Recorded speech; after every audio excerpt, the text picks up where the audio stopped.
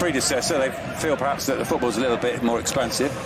Yes, it's perhaps a good decision to get rid of a manager that thought that they could survive in the first division defending in their own box, basically. Bright spots this season. There haven't been many. Only Aaron Escandé has played more. And he came under pressure at the start of the season because they signed Javi Lopez. Javi Lopez is fit again.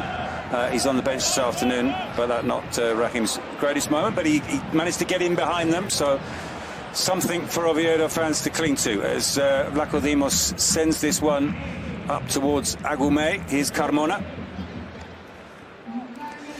Yes, this Oviedo side haven't found, as we say, a path to scoring or to create chances. In part because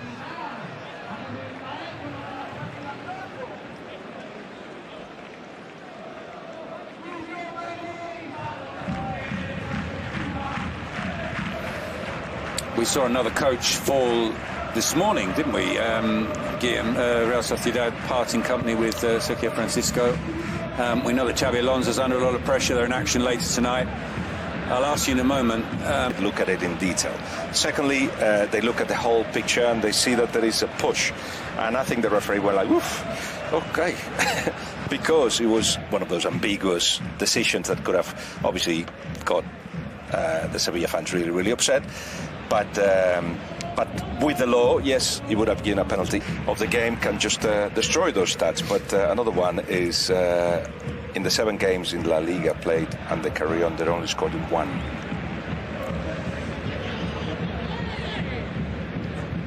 Yeah, the change hasn't worked so far. They're under pressure again here, but Raheem makes sure that he gets in front of Carmona, makes the clearance, but it's gone straight to Agumé. Agumé plays it into Carmona. Can he bring it under control? Raheem makes the clearance out to Djibril. Nicely played by Alexis, and the cross flashes across the face of the 6-yard box. You know, we are like Osasuna or Mallorca right now. It's about not being relegated, and it feels so wrong to say that of a Sevilla side that has made so many glory nights in Europe. Yeah, not what the fans want to hear. They're happy at the moment, though. They're 2-0 up here against Oviedo, who are in, frankly, disarray, and they'll need some big... An impossible situation, but unless they get a victory soon, they may be. No, and they haven't sunk without trace in this game after that second goal. So if they can only do something that they haven't been able to do in recent weeks, and that is score, then they'll be right back in this game. Gudel forward from Cardoso to Agumé. Here's Carmona. And well, possibly he's going to be out for weeks. And well, Raúl Martínez ahead of Quique Salas. Interesting, yeah, that wouldn't have been the case last season. But Almeida, well, he rejected the idea that he's changed a lot at the club in a short time. I think that's what most Sevilla fans think. It was an interesting pre-match interview. He said that complacency can poison a team. He doesn't want them to be getting S. Raheem gets it back. It's cut out by Carmona. Alexis Sanchez. Ball over the top for Akor Adams to chase. He's through here. Can he finish? Akor Adams, the chance to make it 1-0, and he's put it into the back of the net. Sevilla has arrived with the 6th with the biggest amount of passes. They're just difficult to get it right. Adams twisting and turning. He gets the cross in, and the shot has trickled in as well. And Sevilla have doubled their lead. Still Mendy. Costa still in pursuit. Can't get the ball to him though. He lays it off to Agumé. Out to Carmona. Cross comes in. It's a good one as well. It might drop for Vargas. Vargas shoots and scores. And Sevilla. Into Isaac Romero. Vargas. He's got Suazo on the overlap. So through the middle. Isaac making his way into the penalty box as well. In it comes, the cute header down. From Oviedo, they had a couple of opportunities to... Carmona's throw up towards Agumé. Flicked on by Dendonca. Out comes Gudel. Back by Djibril. Castrin plays it back to Vlaco Dimos. flicked on. Akor Adams gets the shot away. It was blocked.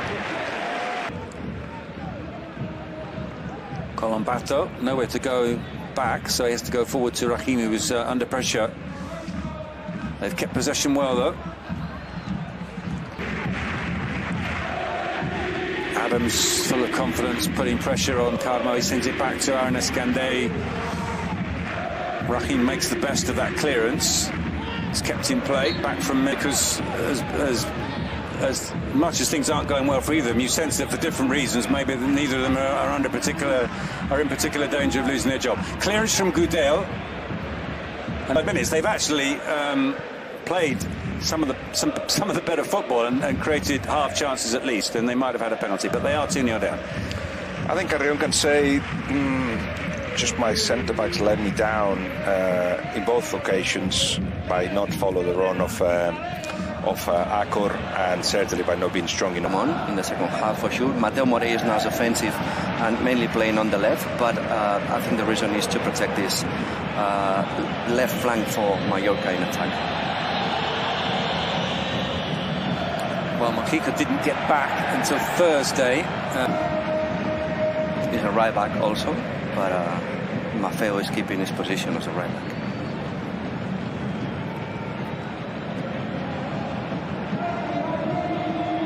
Laid off by Jan Vergili, who had a decent World Cup, although Spain didn't come back with a trophy. But he's made an on make his way into the penalty area. There are 2 more players up for Oviedo. If he can get the cross in, he's up against Cardoso, making only his 3rd start. Cardoso, having arrived from Porto in the summer. The cross comes in, and Rondon was poised, and Goudel had to dive head that one out for Brahim with the throw.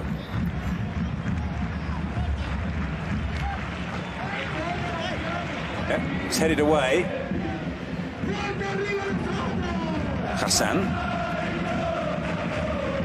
up against Osso and Sao.